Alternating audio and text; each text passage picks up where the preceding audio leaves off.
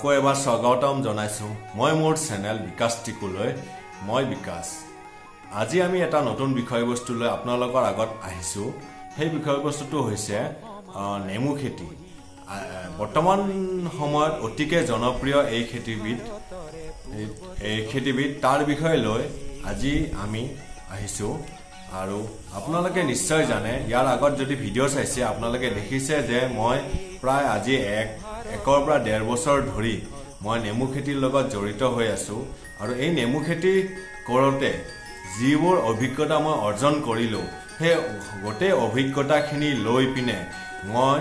অনাগত কিছুদিনৰ কাৰণে কেইটামান সিৰিজত মানে এটা সিৰিজ বনাব বিচাৰিছো কেইটামান ভিডিও সহকাৰে সেই সিৰিজত আপোনালোকক নেমু খেতি কেনেকৈ কৰিব লাগে নেমু খেতি কৰিবৰ কাৰণে কি কি পন্থা আপোনালোকে হাতত ল'ব নেমু খেতিৰ বাবে আপোনালোকে পুলি ক'ৰ পৰা যোগাৰ কৰিব পুলি যোগাৰ কৰাৰ পিছত আপোনালোকে কেনেকৈ ৰুব তাক কি কি সাৰ দিব লাগিব সাৰ দিয়াৰ পিছত যেতিয়া অকমান ডাঙৰ হ'ব তেতিয়া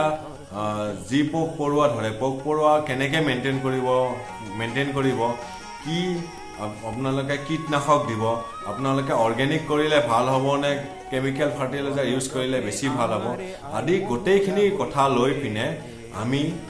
ইয়াৰ পিছত আমি এটা সিৰিজ বনাই আপোনালোকৰ আগত মই লৈ আহিম আজিৰ কাৰণে আজি মই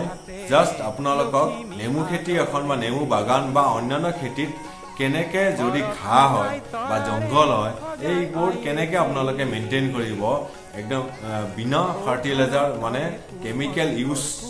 নকৰাকৈ আপোনালোকে কেনেকৈ মেইনটেইন কৰিব তাৰ বিষয়ে আপোনালোকক জনাম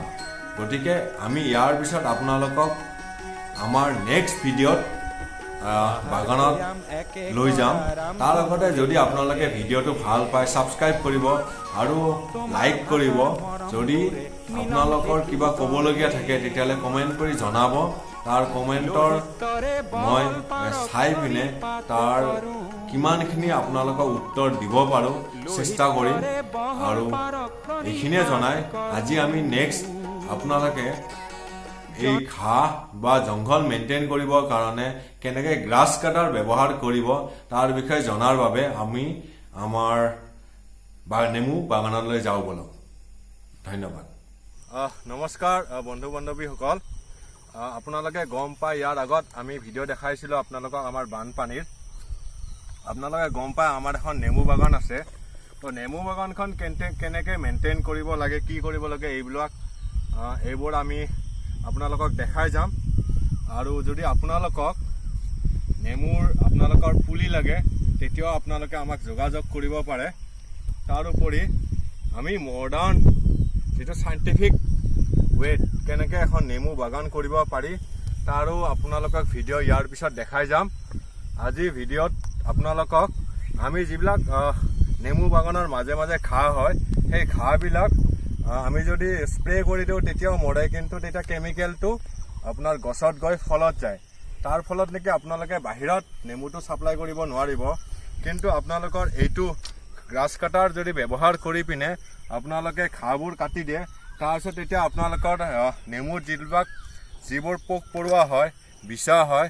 পখিলাই বাঁহ সাজে সেইবোৰ কম হ'ব তাৰোপৰি যিবোৰ বেক্টেৰিয়া লাগে নেমুত এটা বেক্টেৰিয়া ধৰে সেই বেক্টেৰিয়াটো কম হ'ব তো এইটো আপোনালোকক দেখাওঁ কেনেকৈ এই ঘাঁহবোৰ কাটিব লাগে ঘাঁহ কটাৰ আগতে আপোনালোকে যিখিনি ছেফটি গিয়াৰ গ্লাছ চশমা পিন্ধি ল'ব হাতত পাৰিলে গ্লভছ পিন্ধি ল'ব আৰু মুখত মাস্কখন লৈ ল'ব নহ'লে গোটেই শিলৰ টুকুৰা পৰ্যন্ত কেতিয়াবা চিটিকি আহে এতিয়া আমি এইটো ষ্টাৰ্ট কৰিম আপোনালোকে চাব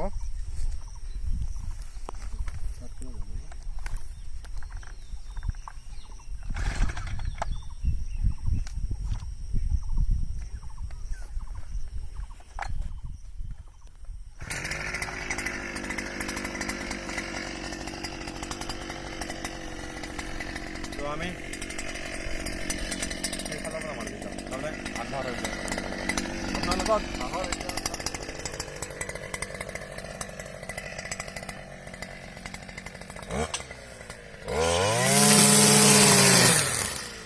তো এনেকৈ আপোনালোকে ঘাঁহবোৰ কাটিব পাৰিব এইটো চাই যাব